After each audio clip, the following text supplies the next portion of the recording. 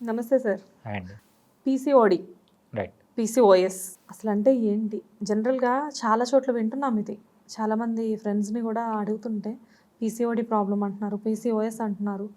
What is the difference between both అండి? Yeah! నేమ్‌లో difference తప్ప డిసీజ్‌లో ఏం డిఫరెన్స్ లేదండి. ఓహ్! పీసీఓఎస్‌కి ఇంకో నేమ్ వచ్చి పీసీఓడి. హ్మ్. పాలిసిస్టిక్ ఓవేరియన్ సిండ్రోమ్ అంటాం. పాలిసిస్టిక్ ఓవేరియన్ డిసీజ్ అంటాం. బేసిక్‌గా హ్మ్. రెండూ ఒకటే. సో, ఆహ్, ఆహ్, డిఫరెంట్ నేమ్స్ అంతే. సేమ్ డిసీజ్‌కి ఓహ్! డిఫరెంట్ అయితే names. PCOD, PCOS 2 same. Same. Okay. Right.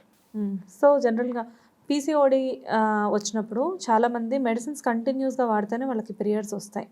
Medicines వాడకపోతే ఆ మంత్ వాళ్ళకి పీరియడ్స్ రావు అంటారు. మరి హోమియోలోకొస్తే మెడిసిన్స్ అనేది ఇక్కడ కూడా మంత్లీ బేసిస్‌లో వాడాలా? లేకపోతే పర్మనెంట్ సొల్యూషన్ ఉంటుందా? హోమియోపతిలో పీసీఓడీకి పర్మనెంట్ సొల్యూషన్ ఉంది.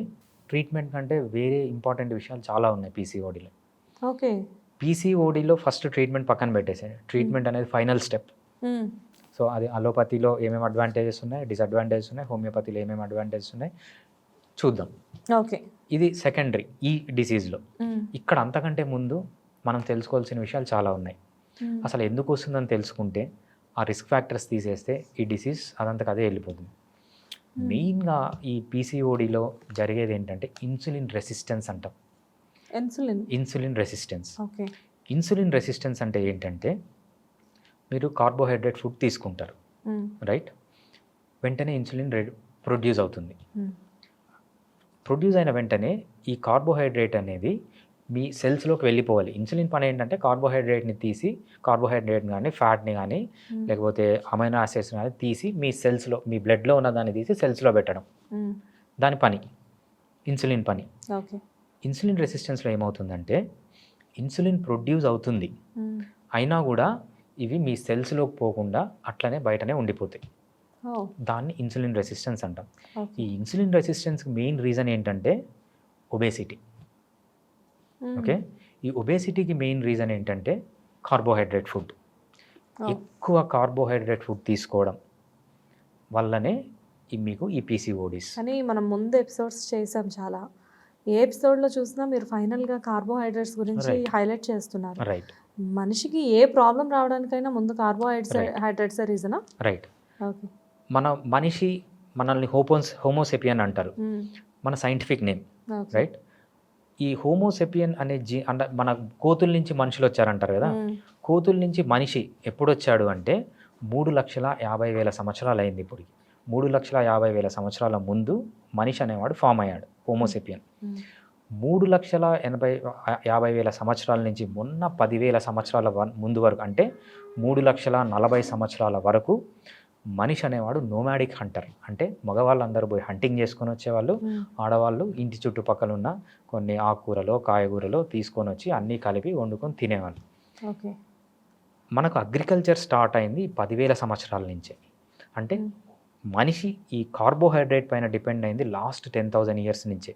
అదీ గాక ఎప్పుడైతే మనకి గ్రీన్ రెవల్యూషన్ వచ్చిందో మిడ్స్ ఆఫ్ 1950 ఆ రీజన్‌లో హ్మ్. మనకు గ్రీన్ రెవల్యూషన్ వచ్చిందో ఈ కార్బోహైడ్రేట్ వాడకం అనేది చాలా ఎక్కువైపోయింది. సార్, కార్బోహైడ్రేట్స్ మన ముందు జనరేషన్స్ కూడా చాలామంది యూజ్ రైట్. చేశారు. ఇప్పుడు మన అమ్మమ్మలు, నానమ్మలు రైట్. వాళ్ళని చూసుకున్నట్లయితే. బట్ వాళ్ళు 85 ఇయర్స్, 90 ఇయర్స్ వరకు కూడా వాళ్ళు హెల్తీగానే ఉంటున్నారు. రైట్. బట్ మనము యూజ్ చేస్తున్నాం right. Carbohydrates. What is the difference? Right. 10,000 సంవత్సరాల నుంచే మనం కార్బోహైడ్రేట్ యూజ్ చేసింది. హ్మ్. రైట్. అంటే మన బాడీసు ఈ 3,40,000 సంవత్సరాలు అంటే అంతకుముందు కోతి జాతులు గూడా ఉండేవి. హ్మ్. అక్కడ గూడా మనం కార్బోహైడ్రేట్ తినలేదు. ఈ 10,000 సంవత్సరాల నుంచే మనము అగ్రికల్చర్ స్టార్ట్ చేసాం. ఫస్ట్ ఏంది బియ్యము ఇవన్నీ స్టార్ట్ చేసాం. హ్మ్. మెయిన్ అంటే మన బాడీసు కార్బోహైడ్రేట్‌కి అడాప్ట్ అయినవి కాదు. మన అమ్మమ్మలు, తాతయ్యలు అంటే మేబీ వాళ్ళలో ఏం జరిగిందంటే అదే ట్రాన్సిషన్ ఫేజ్. హ్మ్. మన అమ్మమ్మలు, తాతయ్యలు, మన ముత్తాతలు వాళ్ళ తాతలు తీసుకుంటే వాళ్ళకి రోజుకు 3 పూటల ఫుడ్ ఉండేది గాదు. హ్మ్. ఒక పూటనే ఫుడ్ ఉండేది. హ్మ్. రైట్. ఒక పూటనే తినేవాళ్ళు. వారానికి 4 రోజులు 7 రోజులు ఫుడ్ ఉందా అంటే 7 రోజులు ఫుడ్ ఉండేది కాదు. రైట్. వాళ్ళకు వారానికి 3 రోజులో, 4 రోజులో ఫుడ్ అంత దొరికేది. తక్కువ తింటే అంతే. నీరసం రాదా సార్? రాదు. మన బాడీలు వాటికి అడాప్ట్ అయినది. 10,000 సంవత్సరాల ముందు తీసుకోండి. కార్బోహైడ్రేటే లేదు. సో, అడవికి పోతే ప్రతిరోజు మీకు దొరకదు. రైట్. వారానికి 3 రోజులు 4 రోజులే తినేవాళ్ళు. అది కూడా పొద్దున్నుంచి ఇప్పుడు మనం ఏం చేస్తున్నాం, పొద్దున ఒకసారి తింటున్నాం, మధ్యాహ్నం తింటున్నాం, సాయంత్రం తింటున్నాం, రాత్రి తింటున్నాం. ఇవన్నీ కాకుండా మధ్య మధ్యలో కూల్ డ్రింకులు, టీలు, కాఫీలు, అంటే పొద్దున్నుంచి రాత్రి వరకు తింటూనే ఉన్నాం. ఆ తినేది ఏం తింటున్నాం, ఓన్లీ కార్బోహైడ్రేట్ తింటున్నాం. మన బాడీలు దీనికి అడాప్ట్ అయినవి కాదు. మన బాడీలు మ్యాక్సిమం ఏంటంటే వారానికి 3 రోజుల నుంచి 4 రోజుల వరకు అది ఒక పూట ఫుడ్, లో కార్బోహైడ్రేట్ ఫుడ్కి. ఈ ఫుడ్ తిని మనం హంటింగ్ పోయేవాళ్ళం. ఓకే. ఇప్పుడు మనం తినేదంతా ఎక్సెస్ ఫుడ్. దీనివల్లనే మనకు ఈ ప్రాబ్లమ్స్ అన్నీ వస్తున్నాయి. పీసీఓడి తీసుకున్నప్పుడు ఎక్కువ కార్బోహైడ్రేట్ ఫుడ్ తీసుకోవడం వల్ల ఒబేసిటీగా మారుతుంది. ఈ ఒబేసిటీగా మారినప్పుడు ఆ సబ్కుటేనియస్ ఫ్యాట్ దగ్గర మనకు అరోమటేజ్ అనే ఒక హార్మోన్ ఉంటుందన్నమాట. ఈ హార్మోన్ వల్లనే మనకు ఎక్కువ ఆండ్రోజన్స్ ప్రొడ్యూస్ అవుతున్నాయి. ఆండ్రోజన్స్ అంటే టెస్టోస్టిరాన్ కానీ, ఈ ఈస్ట్రోజన్ కానీ, ప్రొజెస్ట్రోన్ కానీ ప్రొడ్యూస్ అయ్యి అవి పీసీఓడీస్ కింద వస్తున్నాయి. పీసీఓడీస్ తగ్గాలి అంటే ఫస్ట్ చేయాల్సింది diet, next exercise, next stress free life, next sleep. ఈ 4 చేసిన తరువాత మీరు ట్రీట్మెంట్ తీసుకుంటే ఏ ట్రీట్మెంట్ తీసుకునేది బెస్ట్ అనేది ఇప్పుడు డిస్కస్ చేద్దాం. అలోపతిలో దీనికి ట్రీట్మెంట్ లేదు. సో ఓవరీ కొన్ని హార్మోన్స్ ప్రొడ్యూస్ చేయట్లేదు. అంటే ట్రీట్మెంట్ లేదు అంటే అసలు పర్మనెంట్ సొల్యూషనే అలోపతిలో లేదా సార్? పర్మనెంట్ సొల్యూషనే లేదు. సో అక్కడ ఏంటి, హార్మోనల్ ఇంబ్యాలెన్స్ వస్తుంది. సో మీకు ఏదైతే హార్మోన్ ఎక్కువైంది అనుకోండి, ఆ హార్మోన్ని బైండ్ చేయడానికి కొన్ని కెమికల్స్ ఇస్తారు. ఆ కెమికల్స్ వల్ల ఆ హార్మోన్ తగ్గిపోతుంది, రైట్, పని చేయకుండా అయిపోతుంది. ఆ కెమికల్ వల్ల సైడ్ ఎఫెక్ట్ ఉంటుంది. కొన్ని హార్మోన్స్ తగ్గిపోతాయి. ఎక్స్టర్నల్గా సింథటిక్ హార్మోన్స్ ఇస్తారు, బయట నుంచి హార్మోన్స్ ఇస్తారు, రైట్. ఆ హార్మోన్స్ మీ బాడీలో వస్తాయి. ఆ హార్మోన్స్ ఉన్నన్ని రోజులు మళ్ళీ మీకు పీరియడ్స్ వస్తాయి, మళ్ళీ జరిగే డ్యామేజ్ జరుగుతుంటుంది. మీరు బయట నుంచి ఇస్తున్నారు, బయట నుంచి తీసుకున్నారు. ఓవరీస్కి పని ఏముంది, ఉన్న ఓవరీస్ కూడా పనిచేయవు. ఓకే. అంటే ఈ మెడిసిన్స్ వాడేది ఓవరీస్ మీద వర్క్ ఏం లేదా? మీరు బయట నుంచి హార్మోన్స్ ఇస్తున్నారు. ఓవరీ ఫర్ ఎగ్జాంపుల్ ఒక హార్మోన్ని తక్కువ సింథసిస్ చేసింది, మీకు రిపోర్ట్ తీస్తారు, ఈ హార్మోన్ తక్కువ ఉంది, ఇచ్చేసే ఈ హార్మోన్ బయట నుంచి సింథటిక్ హార్మోన్ ఇచ్చేసి, ఈ హార్మోన్ ఎక్కువగా ఉంది. సో ఈ హార్మోన్ని బ్లడ్లో బైండ్ చేసి దాన్ని ఇన్ఎఫెక్టివ్గా చేసే కెమికల్ ఒకటి ఇస్తారు. ఆ కెమికల్ తగ్గిపోతుంది. ఓవరీ పైన ఎక్కడ యాక్ట్ చేస్తుంది, అది చేయట్లేదు. హోమియోపతిలో ఎలా ఉంటుందంటే ఈ ఓవరీనే స్టిమ్యులేట్ చేస్తుంది. ఓకే. ఈ ఓవరీ చుట్టూ ఏవైతే ఫాలికల్స్ ఉన్నాయో, సో మనము పర్ల్ చైన్ స్ట్రక్చర్ అంటాం.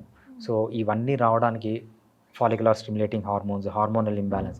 ఈ హార్మోనల్ ఇంబ్యాలెన్స్ ఎందుకు వచ్చింది, సో స్ట్రెస్ వల్ల వచ్చిందా, దానికి రీజన్ ఏంటి? సో మనం మళ్ళీ కాన్స్టిట్యూషనల్ ట్రీట్మెంట్ ఇవన్నీ తీసుకొని హోమియోపతిలో ట్రీట్ చేస్తే కంపల్సరీ పీసీఓడి అనేది తగ్గుతుంది. కానీ పీసీఓడి తగ్గడం అనేది హోమియోపతి కంటే, మెడిసిన్ కంటే ఇంపార్టెంట్. నువ్వు ఏం డైట్ తీసుకుంటున్నావు, నువ్వు ఏం ఎక్సర్సైజ్ చేస్తున్నావు, నువ్వు స్ట్రెస్ ఫ్రీ లైఫ్లో ఉన్నావా లేదా, నువ్వు నిద్రపోతున్నావా లేదా, ఈ 4 ఫ్యాక్టర్స్ ఇవి కరెక్ట్ చేసి మీరు హోమియోపతి తీసుకుంటే you will get excellent results. Exercises అనేవి ఎంతవరకు హెల్ప్ చేస్తాయి సార్ పీసీఓడికి? ఎక్సర్సైజ్ అనేది ఒబేసిటీకి exercise, right, fat burning exercise, zone 2 cardio exercise, right, అదే ఎక్సర్సైజ్. ఎప్పుడైతే జోన్ 2 కార్డియో ఎక్సర్సైజ్ చేస్తామో ఇన్సులిన్ సెన్సిటివిటీ పెరుగుతుంది.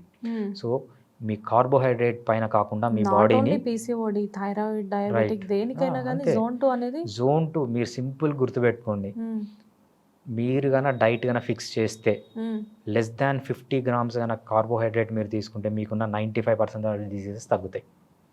మీరు సింపుల్గా చేయాల్సింది take less than 50 grams of carbohydrate per day. ఎప్పుడైతే మీరు ఆ జోన్లోకి వెళ్తారో అంటే మనకు 2 మెటబాలిజంలు ఉన్నాయి. ఫ్యాట్ మెటబాలిజం, ఒక ఫ్యాట్ నుంచి ఎనర్జీ తయారు చేసుకోవచ్చు, కార్బోహైడ్రేట్ నుంచి తయారు చేసుకోవచ్చు.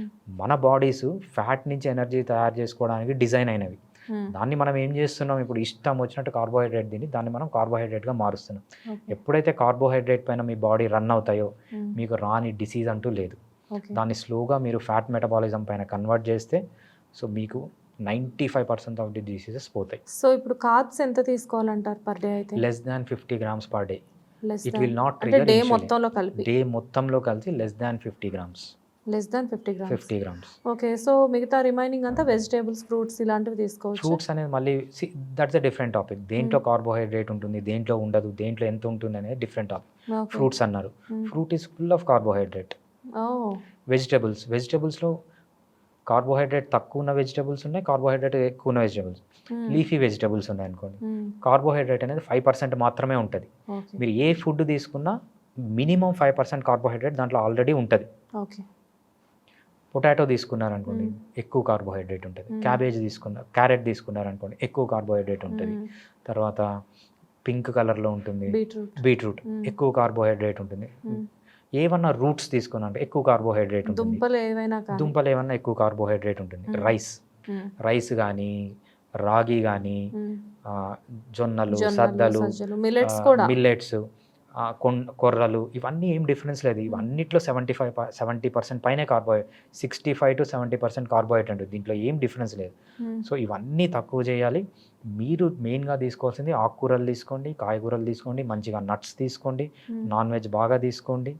సో నాన్ వెజ్ తినే వాళ్ళైతే మీ బాడీ దీనిపైన రన్ చేయండి. అంతేగాని బియ్యము, రాగులు, జొన్నలు, సద్దలు, తర్వాత మనకు కొర్రలు, all అండుకొర్రలు millets అనుకోండి ఇవన్నీ ఇంకా. కంప్లీట్గా స్టాప్ చేయాలి. స్టాప్ చేస్తే ఎప్పుడైతే మీరు less than 50 grams per day carbohydrate ఇంటేక్లోకి వెళ్తారో సో మీకు మీ బాడీలో ఉన్న ఫ్యాట్ అప్పుడు కరుగుతుంది.